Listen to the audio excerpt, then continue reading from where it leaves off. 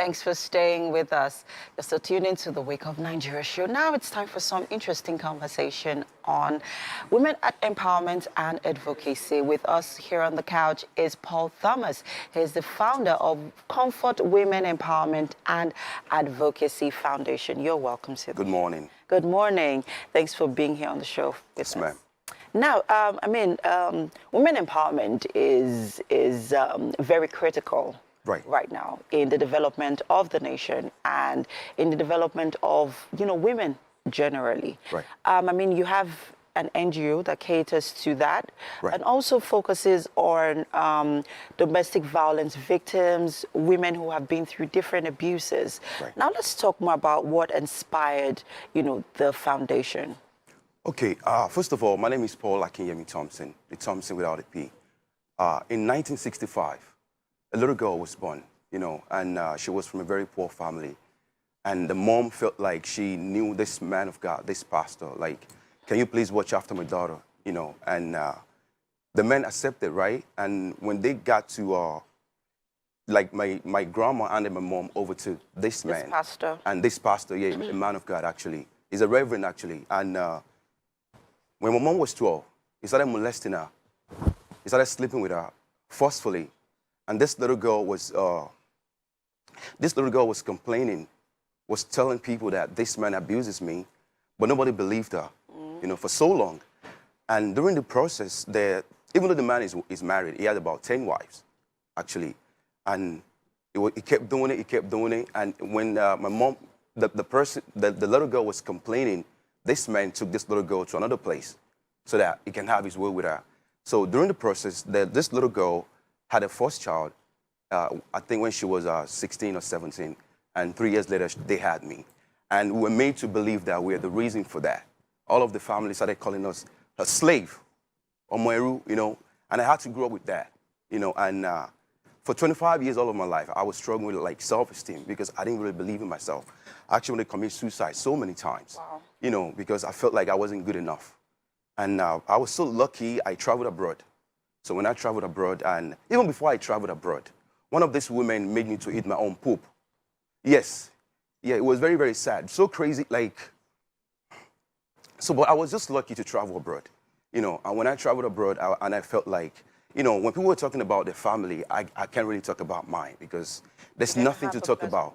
Right. So, but I had to summon the courage because if that can happen to me or to someone like my mom, imagine people that doesn't have a voice.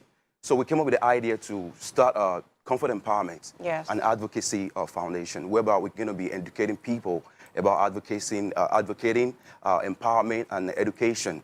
So that's the main idea behind it. How old is Comfort Empowerment? Well, the idea started in 2009. Okay. But in 2014 or 15, we registered the company, the NGO in Nigeria here. Okay. And ever since then, I usually come around to Nigeria. I do community outreach. So even sometime last week, we're in somewhere called Agboyi in Ketu. It was a very rural area, and we were doing trying to talk to the women and the men too. Okay, now, so far since 2009, you just recently came into Nigeria. Let's focus on Nigeria because we have a lot of women and young girls who are currently going through some sort of abuse or the other.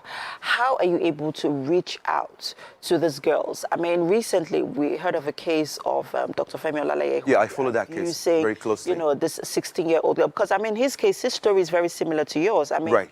The young girl's story is very similar to your mom's. And then there are also, I've, also advocated for, I've had outreaches at secondary schools where, some of those girls are living with, in families where they're being constantly molested. They don't know what to do. How do you reach out to these girls? How do they reach out to you to seek help, to seek solace, to seek comfort? Well, first of all, we have a program in our foundation. It's called Anonymous Reporting. A lot of time, people don't feel comfortable coming out to talk about what happens to them. Very true. So with this, we're able to connect with people on a personal level. We actually go around to about community advocating. We do that a lot. We go to schools, we go to church, we go to mosque. We talk to people about the danger of not speaking out, because most of the time it happens by grooming.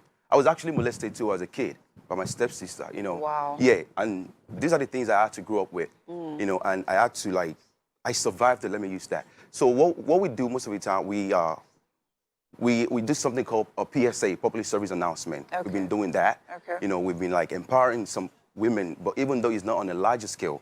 So the goal is to do it on a bigger way, in a bigger, you know, larger scale, whereby people are going to feel comfortable, because most of the time people don't feel comfortable to talk about domestic violence and sexual violence. You know, I know that over time, some of the challenges that a lot of foundations, NGOs as yours or as, are currently going through is sustainability, being able to sustain it. So you do the outreach, you have people come to you. Right. But now it is finding a place of solace for them, a place of abode. Right. So for example, a domestic violence victims, a woman who's been through so much violence from her spouse, Right. and she comes to your NGO for help.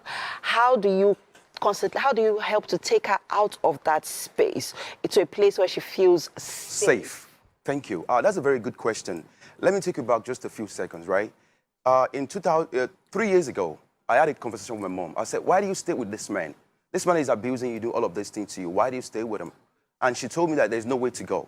So that gave me an idea to start something called shelter, a safe house. Even though we still on, we are like 95% completed. Okay. So with that, it's going to be a temporary. Is this here in Nigeria? Yeah.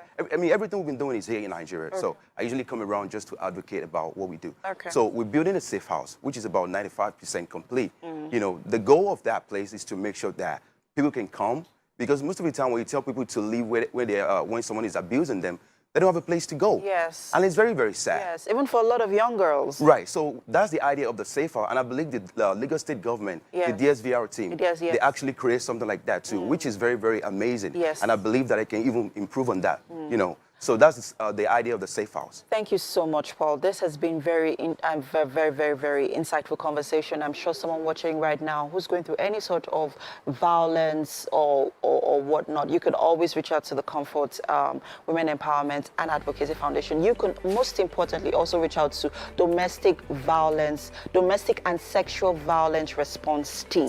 All you just need to do is Google them up, check them out, their contact numbers, their address, all the information that you need is available to you. Thank you so much for what you're doing. We'll have to go on a quick break now. The show continues shortly. Stay with us. Thank you.